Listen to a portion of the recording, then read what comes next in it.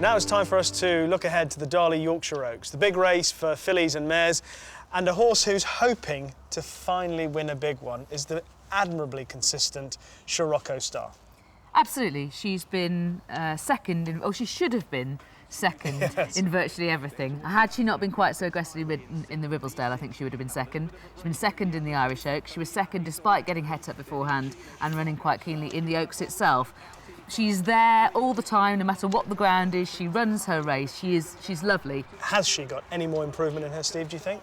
Hard to say. She's only a 3-year-old, so she could. And it's a question of whether she needs to. You know, if she runs her race again one day, one of these races will probably come away. It's not as if she's been thrashed in these races. She's a really good middle distance filly, impervious to straight ground, goes on anything, which is really, encouraging. Whatever the weather brings, she should be okay.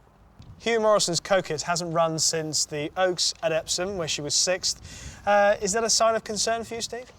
She had a hard race, or she took the race it didn't come easy to her, the Oaks, and she's needed a rest basically, and I think he thinks it's a mixed blessing because the soft ground we've had subsequently she wouldn't have liked anyway, so she probably wouldn't have run because of the conditions. So she's fresh and well now, reportedly working well. She's very lightly raced. The last time we saw her in the Oaks, she was unfortunate. She would have been a lot closer. She got to run up the inside, and in many ways you could argue she's the dark horse of the race.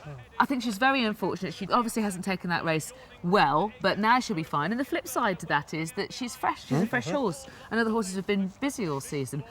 I quite like her. An interesting French challenger for the Yorkshire Oaks is Charetta. Now, she ran an excellent second to Meandra, and that form is now beginning to look good in light of Dane Dream's brilliant win in the King George. Absolutely, and she ran really well in the Arc, of course, last year. She is behind Dane Dream. So she is a very good filly. Everyone thought it was a fluke at the time in the Arc. She proved with the run behind Meandra that it wasn't a fluke. And I think she's, I'm guessing, coming over slightly for the ground. I think she likes decent ground, and she has to be respected. She's run well in really good races. Well, John Gosden's The Fugue is a horse who's shown enormous ability all season long and arguably put up her best performance when she won last time in the Nassau. And she is a genuinely Group 1 filly. Unfortunate in the Oaks, ground went against her in the Ribblesdale. It's not difficult to explain away, some of her defeats. She is a very good horse, a top-class horse, no doubt. And I think she could have won the Oaks, but I'm not sure whether 1.5 miles is her optimum trip. I think 10 furlongs probably is. I think we saw that here at York in the Musadora. We definitely saw it in a steadily run Nassau, in which she showed a devastating turn of foot. It might be that her class gets her through it. That might well be. I think the York 1.5 is less of a worry than Epsom's 1.5, personally. There were raised eyebrows when Was won the Oaks. A lot of people were surprised, a lot of people didn't believe it. Has what she's done subsequently suggest that maybe there was an element of a fluke about it? I don't actually think so, no. I think she was well positioned, had the optimum ride from Seamie Heffernan. He had her well positioned towards the 4, and he took his chance when it was available against the inside rail. It might have been, had other things worked out for the Fugue, that she might have beaten her on the day, but it would have been close.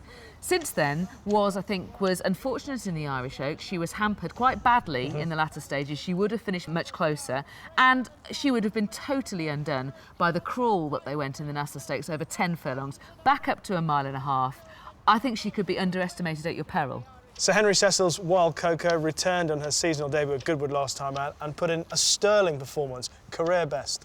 Definitely a career best. She's done really well from 3 to 4. She's a big filly, and I thought it was an excellent renewal of the Lydia Langtree this year, one of the more competitive renewals, and she won emphatically in the end. My worry is that was 1 mile 6 and she was going away at the finish. I'm worried about the 1.5 miles. I've no worry, she's very useful. The other thing is, I think the ground's important. She can't have fast ground because of her history. She wants some sort of ease in the ground.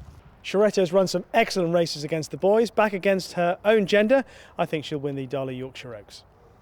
I'm going to take a bit of a flyer. I'm going to go for Coquette, who I think was very unlucky in the Oaks. I know that Eddie Fremantle, who was an armchair jockey for Goodwood Week, thought the same thing as well. And I think she's going to be a big price, probably too big. It's a Fugue for me. She got a Group 1 last time out at Goodwood. There's a slight issue about whether she's every bit as good at 1.5 miles, but I don't think York's the stiffest 1.5 miles, and I think her class will see her through.